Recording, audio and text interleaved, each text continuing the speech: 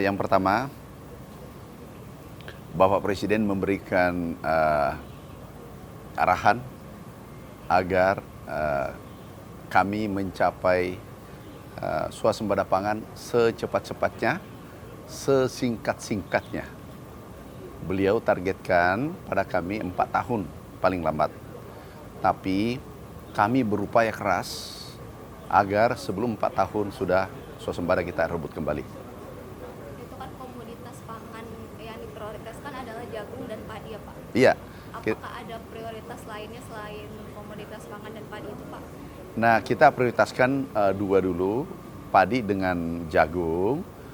Kemudian juga kita memperhatikan sektor perkebunan yang nilainya, yang demand-nya banyak di tingkat dunia. Ada 6 komoditas kita perhatikan. Kemudian juga hortikultura. Hortikultura ini kita kolaborasi dengan Kementerian Desa untuk mensupport pangan bergizi di daerah. Nah, ini nanti kita kolaborasi semua sektor untuk mencapai swasembada pangan dan menggerakkan sektor perkebunan, hortikultura, peternakan, dan lain-lain. Ini kita kolaborasi. Khusus pangan kita kolaborasi dengan Kementerian PU untuk memperbaiki seluruh irigasi tersier, sekunder, primer. Kemudian dengan TNI untuk menggerakkan Babinsa, PPR, dan seterusnya. Khusus untuk jagung kita kerjasama kolaborasi dengan kepolisian, dengan kementerian lain yang terkait. Jadi gini, sekarang penyuluh yang ada di seluruh Indonesia ini 37.000. Dari kebutuhan kita 80.000. Nanti rencana ke depan kita PPL ini sesuai rakortas kemarin, PPL rencananya kita akan tarik ke pusat. Mudah-mudahan regulasinya cepat selesai. Karena PPL menjadi ujung tombak kita di lapangan. Kemudian kekurangannya kita masih kurang 40.000, nanti kita lihat.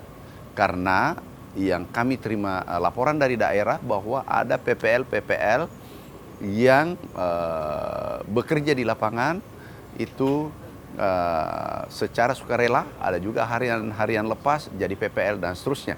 Nanti kita kaji dengan baik, kemudian kita mengambil keputusan mana yang terbaik untuk sektor pertanian. Itu pengkajian termasuk gaji atau? Rencananya sekarang kan gajinya kita ditransfer ke daerah, mungkin ke depan melalui Kementerian Pertanian. Tapi sementara kita kaji, moga-moga ada keputusan yang baik untuk pertanian atau petani Indonesia.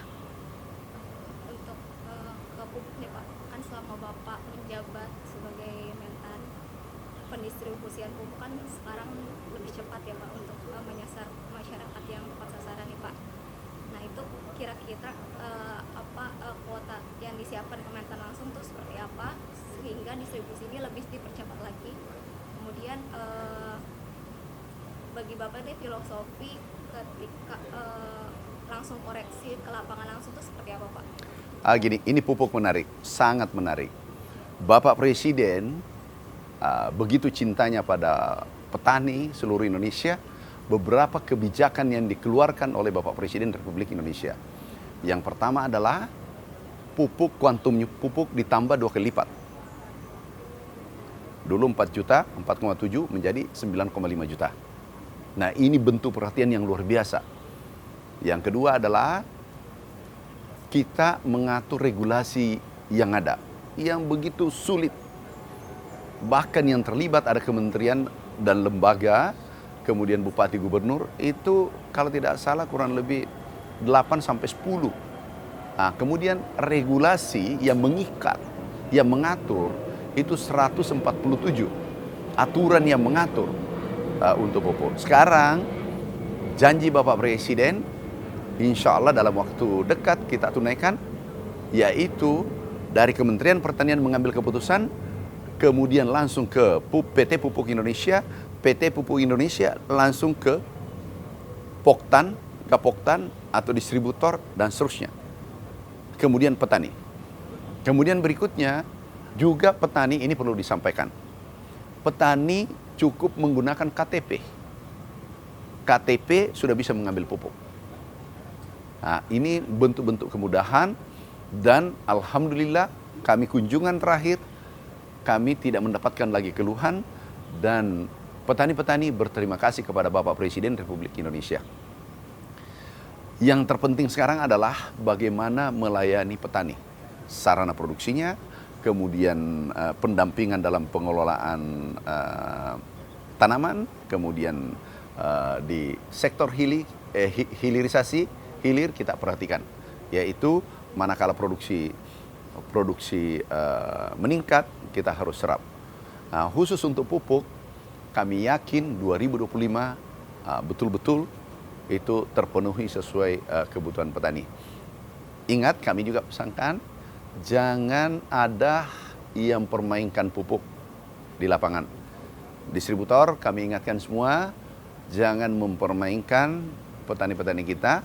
Contoh, mempersulit, kemudian menaikkan harga pupuk subsidi, kemudian mempersulit. Kalau kami temukan itu, pasti kami tindak dan bisa jadi izinnya kami minta dicabut. Sekali lagi, kami pesankan itu. Yang kedua, kami minta pada saudaraku, sahabatku, seluruh Indonesia yang bergerak di sektor pupuk, jangan mencoba-coba mengeluarkan pupuk tidak sesuai standar yang kita sepakati. Apalagi pupuk palsu. Kemarin ada kejadian, ada 27 perusahaan yang mengedarkan pupuk yang tidak benar. 4 palsu. Ini pasti pidana. Kami sudah proses ke penegak hukum. Itu ada 4 perusahaan. Kemudian ada yang lainnya ada 23. Itu perusahaan yang mengedarkan pupuk tapi speknya di bawah standar. Di bawah 30% standar. Itu merugikan petani kita seluruh Indonesia. Kami juga sudah koordinasi pihak aparat penegak hukum, APH, agar menindak tegas. Karena bukan saja merugikan dari segi harga pupuk, dari segi nilai pupuk itu sendiri, tetapi dampaknya adalah pada produksi. Saya ulangi, bukan saja merugikan petani dengan harga pupuk yang ada, atau nilai pupuknya, harga jual pupuk, petani bukan rugi saja karena membeli pupuk palsu, tetapi kerugiannya adalah pada produksi, kemudian biaya pengolahan, biaya herbisida, semua sia-sia karena pupuknya palsu. Sekali lagi, kami minta, kami mohon saudaraku, sahabatku, penegak hukum yang terdepan di daerah, mulai desa, kecamatan, kabupaten, provinsi, agar menindak tegas orang-orang yang mengedarkan pupuk palsu dan pupuk yang di bawah standar. Karena itu menurunkan produksi secara nasional dan merugikan petani luar biasa. Bayangkan petani kita modal untuk mengelola tanah hanya 19 juta, itu pun kredit. Tetapi diberikan pupuk palsu. Bayangkan nilai yang 19 juta rupiah hilang seketika karena ulah orang-orang yang tidak bertanggung jawab. Oke, sekarang berbicara masalah food estate. Sekarang kita bangun food estate di beberapa tempat. Di Merauke, Kalimantan Tengah, Kalimantan Selatan, Kalimantan Barat, Sumatera Selatan, Jambi, Aceh, Riau. Ini kita bangun food estate. Dan pendekatannya holistik. Ini kita harus belajar pembangunan pertanian 1 juta hektar atau food estate yang dulu. Ini food estate adalah pemikiran yang strategis.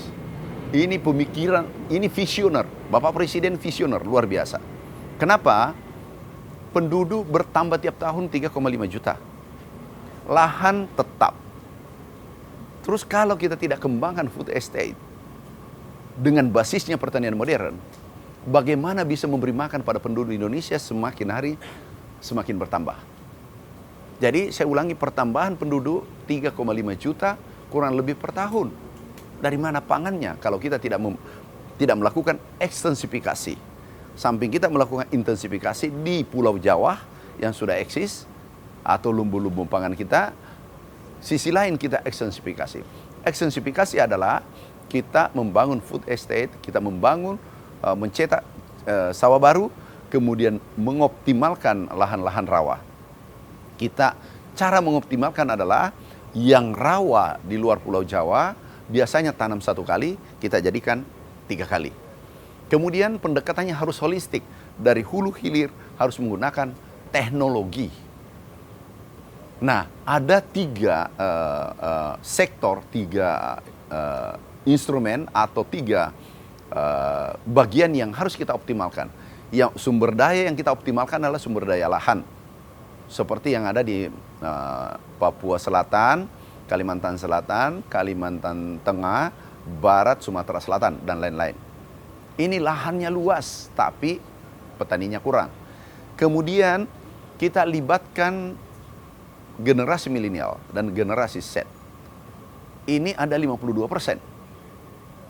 Kalau kita gagal memanfaatkan generasi milenial, generasi Z, ini bisa jadi Indonesia emas, untuk mencapai Indonesia emas ini sulit. Oleh karena itu kita libatkan generasi Z, generasi milenial. Kemudian yang ketiga adalah teknologi. Teknologi kita sudah kuasai, teknologi modern. Oleh karena itu kami membangun food estate, kami membangun cluster. Food estate cluster ini adalah pertanian modern. Pertanian modern ini sejajar dengan cluster ini, sejajar dengan negara maju. Seperti Amerika, Jepang, dan seterusnya. Kita sejajarkan. Karena semua menggunakan teknologi, mulai pembibitan menggunakan teknologi, kemudian penanaman menggunakan drone dan seterusnya, kemudian panen dengan menggunakan alat, combine harvester, kemudian juga siapkan gudang dan seterusnya. Jadi hulu hilir kita menggunakan pertanian modern. Apa manfaatnya? 1, dulu tanam 1 kali bisa menjadi 3 kali. Berarti pendapatannya naik 3 kali lipat. 2, dulu itu produktivitasnya 3 ton. Dan itu ditanya langsung Bapak Presiden waktu di Merauke. Meningkat menjadi 3 ton, menjadi 7 ton. Kenapa? Benih unggul kita berikan. Kemudian secara intensif kita jaga. Pupuknya bukan pupuk palsu.